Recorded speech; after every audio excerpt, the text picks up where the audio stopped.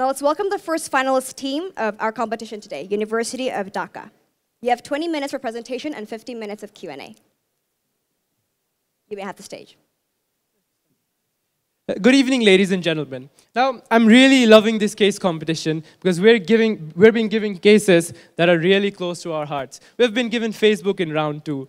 Then now today we've been given an industry that gave us something like the Gangnam Style. It's one of those musics, it's one of those performances that really goes to your heart, and people all over the world really perform at this song in every stage of their lives. We even performed this song in one of our cultural programs in our university. So we feel that with our solution, Rectify and Conquer, the K-pop industry can go global and be sustainable in the long run. With that being said, we're from the University of Dhaka. I'm Samim, this is Shahryar, this is Abrar, Mostafid. And today we're here to suggest a string of strategies that can take the K-pop industry to global heights. Now, before we start, I'd like to walk you through the agenda. First, we will analyze the situation, then talk about the problems and suggest our 2 solutions, Rectify and Conquer. Then we'll have the implementation timeline, followed by the risks and mitigations, and then we'll talk about the analysis from a quantitative point of view. So let's first understand what the K-pop industry actually is. Now, I'll be honest here. When I saw the Gangnam Style, I thought this was some Korean dude giving us a very good performance. But I had no idea that this was actually a genre. I had no idea that this was K-pop. And I speak for my entire team when I say this, that this is actually the first time we've heard of K-pop. And from a global point of view, the fame of this genre is actually very limited. And this is something that is actually holding this industry back. So, what is K-pop? This is basically, as Times of 2012 said, South Korea's greatest export.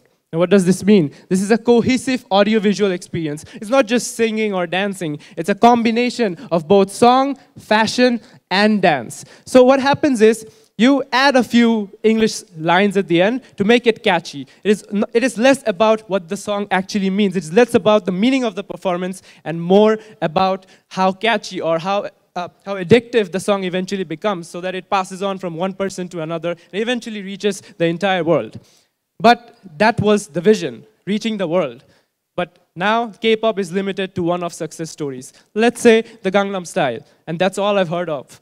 I don't know what his next albums were. I don't know what the other K-pop songs actually brought out, because it did not even come to me. It did not have that reach to get to me. Therefore, we feel that this industry has a severe lack of consistency in terms of the offerings that it's giving us. Now, we looked into it from a deeper point of view. We saw that the talent recruitment process of this industry is definitely questionable, but in terms of the quality of output, it is definitely right up there. It has a very rigorous training session, and it has a very strongly monitored quality control, so that the end product or the performance that we end up seeing is of top-notch quality. And that is something that we really appreciate, and that is something that the audience really enjoys. Therefore, we have the right product at hand. However, for the global audience, there's a lack of the bridge. It's not reaching the people that it's intended to reach. It's just limited within the Korean audience. And when it comes to global audiences like the US or even Asia, in other parts of Asia, it is not reaching the right people. So we identified the problems looked at the problems from a broader point of view. Now we understood that we have both internal problems and definitely external problems. Now, while the external problems are mostly marketing related, we figured that if we don't fix the internal problems and then go on with the marketing promotions, we will end up with a faulty product, and we will end up ruining not only the reputation of the industry, but of Korea itself. Therefore, we understood that the lack of governance, basically the recruitment process is very rigorous. We have 8 to 9-year-olds signing contracts of up to 10 years without really understanding the implications this could have on the future. And that is something that really needs to be controlled, because we're not only hampering the entire ethical arena of the industry, we're also talking about lives of lots of people. At the same time, this can, in the long run, discourage the industry, discourage the number of talented people who might be interested in the industry.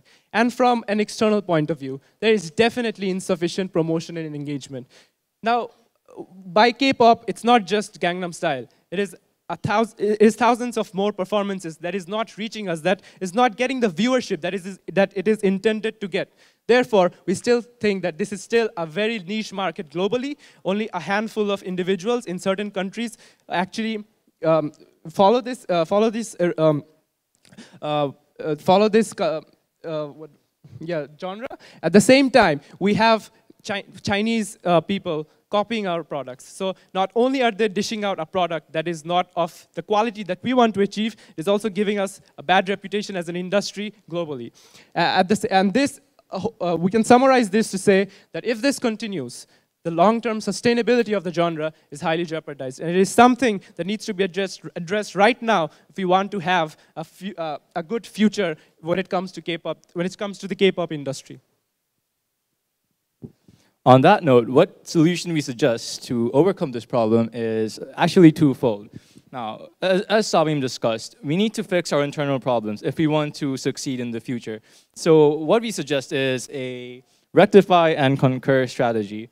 So rectify, we fix those little internal problems, we fix the legislation, we protect our K-pop, our talent, and through them, we conquer the entire world. And by rectifying and conquering, what we aim to get is the sustained advantage or a sustained source of income from the K-pop industry.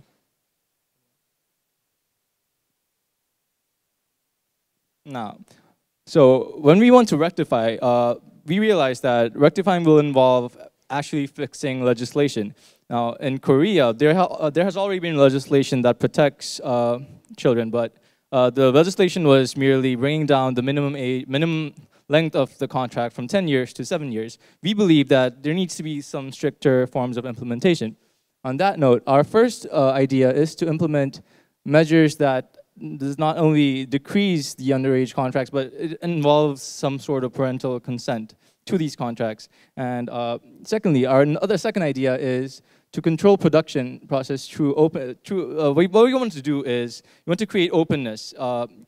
Right now, the entire process is heavily controlled. The company heavily controls every step of the process. And what we want to do is we want to get input from the stars themselves.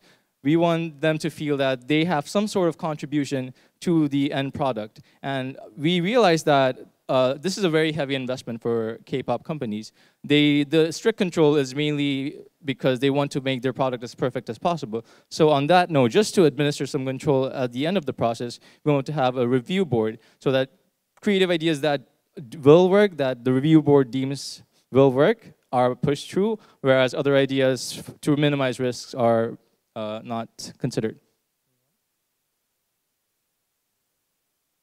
Now, this is our main strategy main legislative strategy to protect K-pop stars, potential stars, which is a safety net.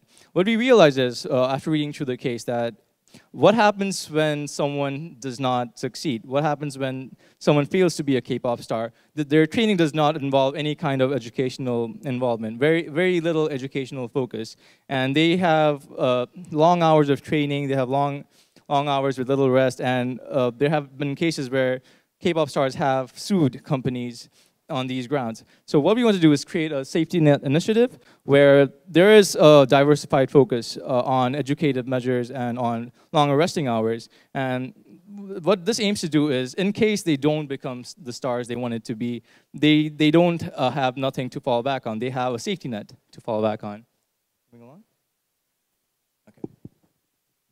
Okay, so once we have rectified what's wrong with us, then we can finally focus on conquering the world.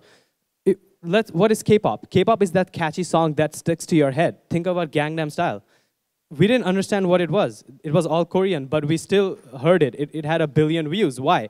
Because it was catchy. And that is what the whole K-pop industry is. It's catchy. Not everyone can relate to it, but people like it. And right now, it's a very niche product. If we even consider the US, it's a very niche product in the US. So what we want to do is we want to capture the world with K-pop. We want the mass audiences to adopt K-pop into their everyday lives. So with that, the Conquer strategy has 3 main focuses. The first one being creating mass popularity. As I already said, it's a niche right now. So what we want to do is we want to create mass popularity for K-pop. The next one is to the anti-Hallyu that's happening in Japan. They are resisting the Korean culture takeover in Japan. So this is something that we we want to prevent. The Korean culture is being pushed back in many countries. So this is something that we must reduce. And finally, the Hallyu fatigue, which is people think that this is a fad. This is a trend that will die down very soon. So this is something that we must ensure doesn't happen. So, with all that being said, who are we exactly trying to target with our Conquer strategy? As we can see, mainly we want to target the Asian, the Chinese, Japanese, and the Southeast Asian markets because these markets already have a high penetration. And finally, the North American markets, such as USA and Canada. And if you look at the age-wise demographics, these are the teens and young adults, as these are the main consumers of K-pop. Now, first, we want to create mass popularity for K-pop. And the first one we thought of is to create a social media K-pop app, which is a one-stop solution for K-pop, everything K-pop, whether it's new songs, whether it's the latest updates on your favorite K-pop stars, everything. If you have a complaint, if you have queries about K-pop, everything you can do through this app. And for this, we want to partner up with other South Korean giants, such as Samsung, to have this app built into their phones. As well, we can have integrated features on other famous apps, such as Snapchat stories and a K-pop channel on Snapchat. And also, if we target China, we can have integration with WeChat, which has similar features. We also want to distribute K-pop through popular music streaming platforms such as Spotify.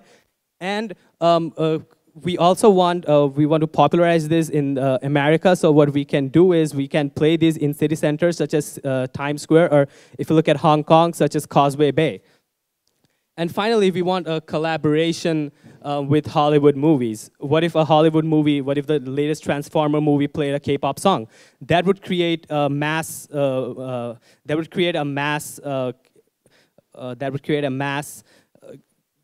Promotion for the K-pop artists and the K-pop songs. Also, the K-pop artists can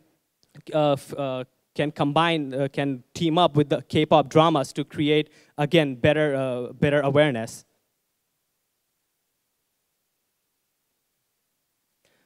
So how do we introduce the anti-Hallyu pressure that's been going on in some countries, including Japan?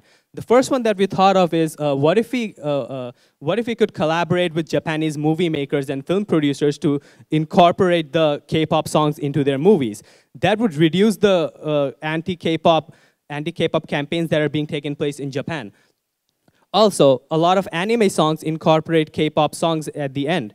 So the watchers of these anime programs, they look for these songs online and they become fans of these particular bands. So this is another thing that we can do is partner up with anime directors so that they can incorporate our songs into their animes. And finally, we want to prevent the K-pop fatigue. A lot of people think that K-pop is a fad that will die away very soon. Now, we don't believe this to be true, and we want to take measures to prevent this. The first one being collaborations with international artists. Now, they can do collaborations with international artists to co-create songs, which will again create more popularity for them. And finally, they can go on World Series concert tours, such as those taking place in Europe and the Americas, such as the Rock am Ring that take place in Europe. And finally, the cultural institutions of South Korea in every country or the local embassies can take initiatives to host local cultural events, meetups, and talent shows for those interested in K-pop. Now, these will ensure that K-pop remains in the hearts of the people and doesn't die away like a fast fashion trend.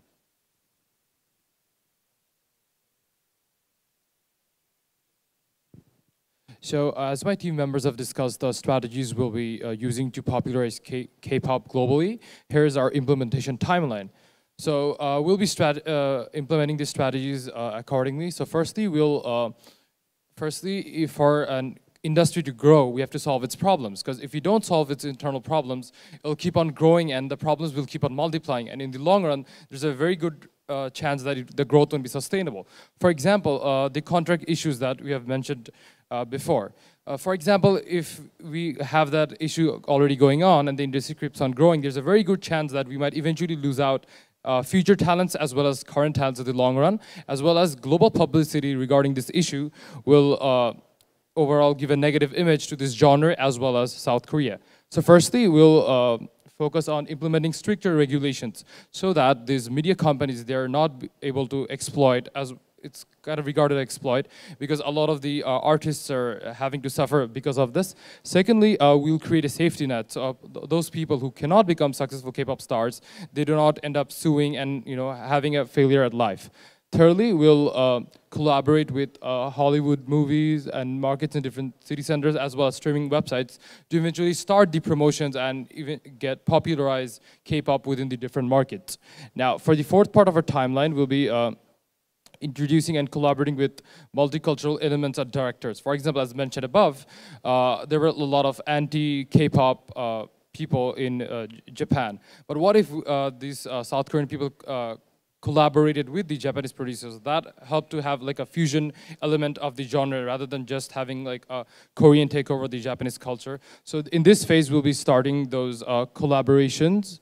And also this part involves the collaboration with the South Korean Ministry of Foreign Affairs as well as the South Korean embassies in different countries. For example, in Bangladesh, the Korean embassy is very active in organizing regular K-pop film fairs, K-pop discussions, meetups.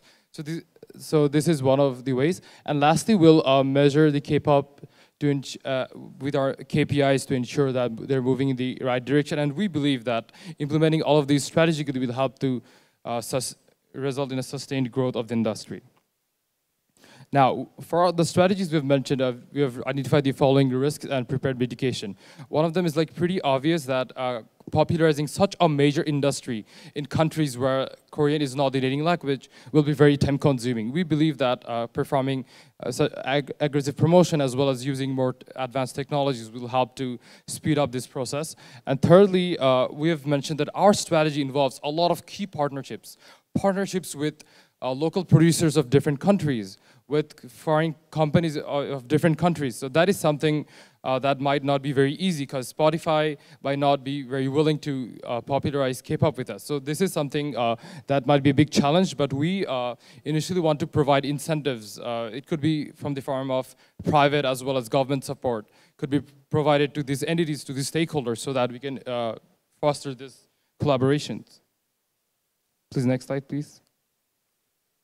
We believe that the following KPIs will help us to monitor our progress. The number of countries reached, we believe that by 2022, this could be increased to 40 countries. Although no quantitative figures are given in the case, we believe that this is subject to a lot of errors. The social media following and engagement could also be measured to check the digital following of this. Then merchandise sales, mostly online, as well as broadcasting rights can be monitored to give an overall outlook of the progress we're making regarding the industry. Next slide. Now to summarize our presentations, here are the takeaways. The goal of this case is to popularize K-pop. And the issues it was facing was regarding internal compliance, as well as the lack of promotions and engagement internationally. Now, through our strategies, Rectify and Conquer, we believe that this will help K-pop to pave the path for sustainable global expansion in markets where it is not currently expanded. So that K-pop isn't something that's only liked by people for its funny dance moves and everything, but so that K-pop is like a way of life, something that's not only popular in Korea, but also popular globally. Thank you. Thank you very much, gentlemen. May we have the questions, the Q&A session from the judges? Thank you.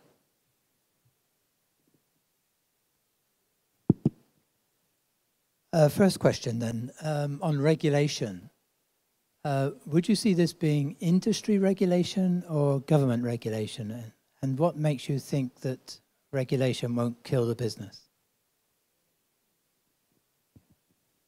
I think it is a bit of both industry and government regulations, because these are the standards that are adopted by the industry, and if this wasn't legal, they wouldn't be here in the first place. So obviously the legal laws permit these to be there in the first place. And to answer your second question, that if this will actually harm the industry or not, if we first look into the internal problems, if these problems persist, new talent won't actually be encouraged to come into the industry because they are not being properly treated. They're not having that safety net that if they fail, what will they do? What will they do if they cannot succeed? That is one of the things. And the second is, if there's an internal problem with any industry, that will obviously translate into external problems in the future.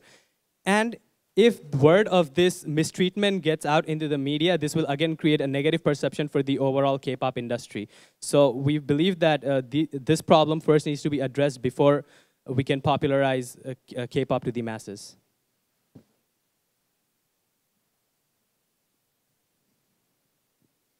I wanted to ask you about a similar question about setting up a review board. Why wouldn't you just consider in the contract to write something in that says that there has to be separate legal representation? Maybe parental consent is one thing, but it seems like you haven't talked about any legal representation for children signing contracts.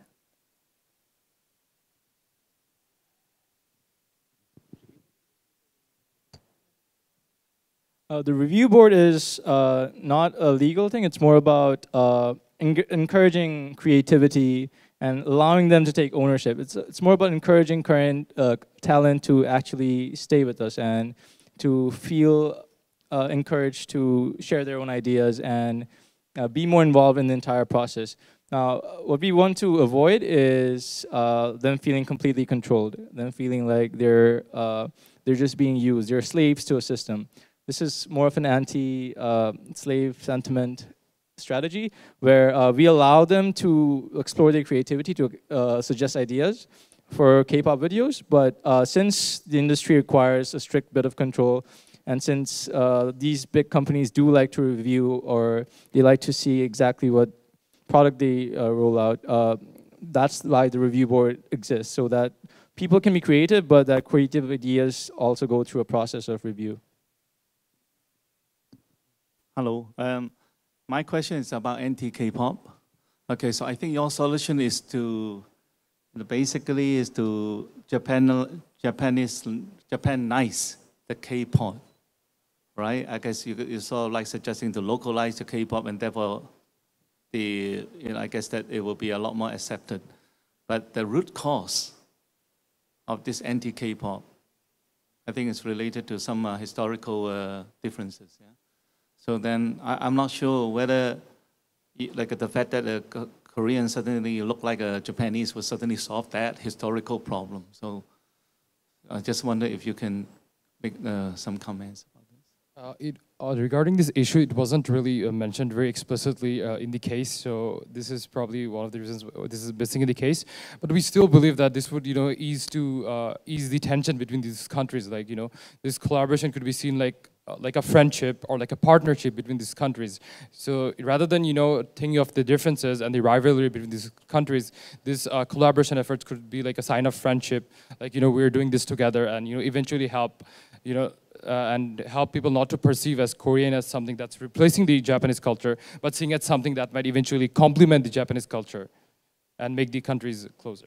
Yeah, but then if you see, if we collaborate with a group of people who are also singers, not at a political level where they are collaborating, then the issue is that the issue is coming from the politician, I think, not the singers. I don't think there are problems at that level. But if you keep solving the problem there and not solving the problem where the source of the problem is coming from, then the problem is not solved.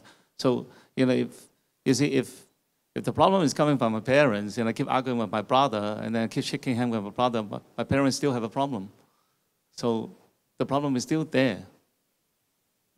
What we intended to do was, the integration was meant to bring in cultural elements from Japanese culture into our K-pop production.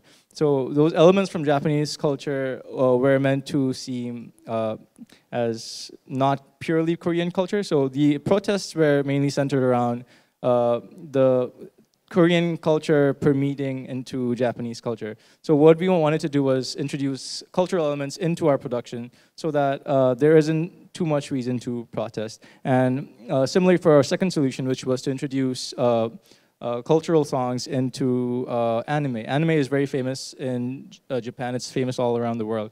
And again, it's a purely Japanese production with a bit of Korean. So we feel that, again, over here, there wouldn't be too much reason to complain. So that was our main intention. And regarding the political situation, I think there's very little that a music industry can do regarding it. So I think this is like one of the external factors that this industry is seeing as a threat to itself. I understand that a lot of the success for K-pop has come through its promotion through social media anyway. And that's basically how it's got out of Korea and beyond Asia. Promotion implies more locally. And one of the benefits of social media is it's a low cost. So how do you think that promotion cost impact could affect the business? So, yes, currently they do heavily just depend on social media, but where has that gotten them? It's still a niche in the US. We want this to be adopted on a mass scale. So if you want to gain something, you obviously, no pain, no gain. So you have to invest something if you want it to be widely adopted. So even if we do increase costs there, we can definitely cover the cost by the mass spread adaptation. And as already mentioned in the case, it is one of Korea's greatest exports. And I think this has the potential to grow even more and earn more revenue for Korea as a whole. In the first paragraph of the case study, it talks about Gangnam Style reaching #2 on the Billboard, the US Billboard chart. But one of the things that you didn't mention in terms of your promotion is using Billboard, and especially Billboard China, which is in Hong Kong. So I'm just wondering, you know, it would seem to me that people that like music are going to turn to Billboard. You did mention Spotify, et cetera, but it would seem to me that in terms of looking at a promotion strategy, you have to look very close to home to be able to do those things. Why didn't you include Billboard in terms of your ideas there? Thank you, ma'am. So we did consider billboards when we were making this plan, but we also read up a few days earlier that in terms of the Chinese market or Asian market in general, billboards are actually losing their popularity in terms of a source of marketing. And at the same time, we felt that our solutions were more future-oriented. We're talking about 2020 or 2022, and that is where the incorporation of digital technology will exceed current day's status. So that is why we looked at the future and we felt that considering South Korea is not one of the wealthiest countries, we considered that billboards in different countries would be a very cost-ineffective solution, considering the fact that we're actually looking at the future and not right now. If I may add to that, we wanted to, instead of billboards, we wanted to use famous city centers like Times Square and Causeway Bay. And the rationale behind that is that these places get a tremendous amounts of traffic, and exposing them to K-pop in these areas, in these lively areas, would be more engaging than Billboard. Okay, so I wanted to, we still have time, right? So then regarding the market share and the wallet, okay, so then there's US, there's China, there's Japan. You know, like in Japan, there are like some anti-K-pop issues. Okay, so then I'm not 100% agree with the solution, but it's just my opinion. But regarding US, and when it comes to the issues about the fatigue issues, yeah, which is, I guess this is related to diminishing return. So my question is, how can you solve the diminishing return by showing more, doing more shows? You see, doing more shows could actually have backfire effects, because the problem is people get used, they get bored by seeing the repeated shows. Okay, so if you keep selling iPhone 3, nobody buy. It's diminishing return, but your solution is do more. So how do you solve that diminishing return problems? Sir, what we wanted to focus was that we've mentioned that we're going to collaborate with the producers from different countries, but not just Japanese, from different countries and different platforms in other nations. So we believe that right now they're just getting just normal K-pop, but then it'll introduce like a new essence of K-pop, like something that's not just K-pop, but like collaboration with famous international artists. Artists could make the genre a bit more spiced up. Yeah, but then there is a case, one of the company called, I think was it SMYG, and there's one more, JYP, right? I think I read that piece. They're saying that regarding the U.S. model, they keep repeatedly having a problem in having a right model to sell their product to U.S. They keep failing. So why are you so confident if there's a company who keep doing it and keep failing it, and they ended up losing 1.5 million, okay, and ended up closing the shop? So if you see someone is failing, and then you just keep going, I mean, what's the strategy here? Well, thank you, sir. So we definitely considered this as well. Now, the issue was, when you considered the company that we're talking about that failed in the US, we see that this company tried to collaborate with a US director or something, and then they tried to add that local culture to it, which eventually did not work out. It did not gain popularity. Because when you consider the Korean culture and the US culture, these are very different. When you try to combine something that's very different, you end up with a product that loses its initial essence. So we're considering countries like China or Japan or Korea, because these have a very relatively similar culture. So this will not completely change the end product, and also retain some of its initial culture.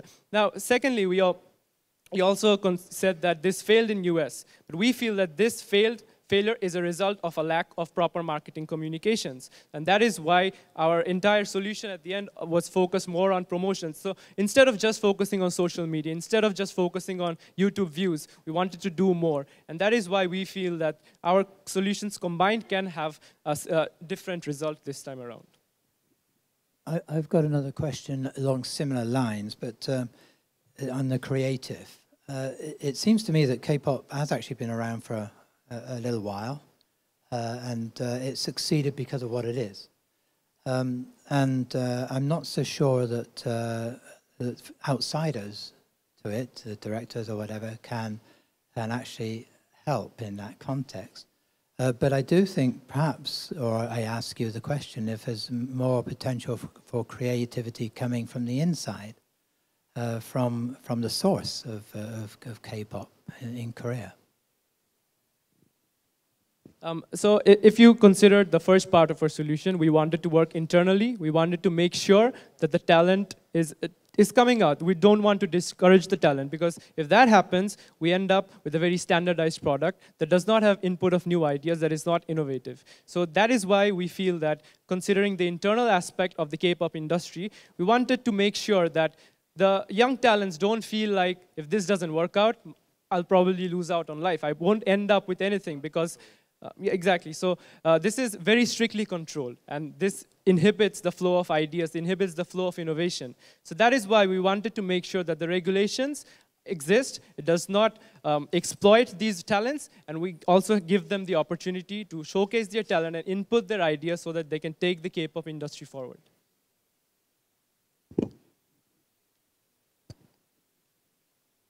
I think I'd go back to my original question about simply amending the contract rather than talking about regulation, because I think sitting in Hong Kong, we're very aware that we look at over-regulated countries, and we're so glad we're in a place like Hong Kong.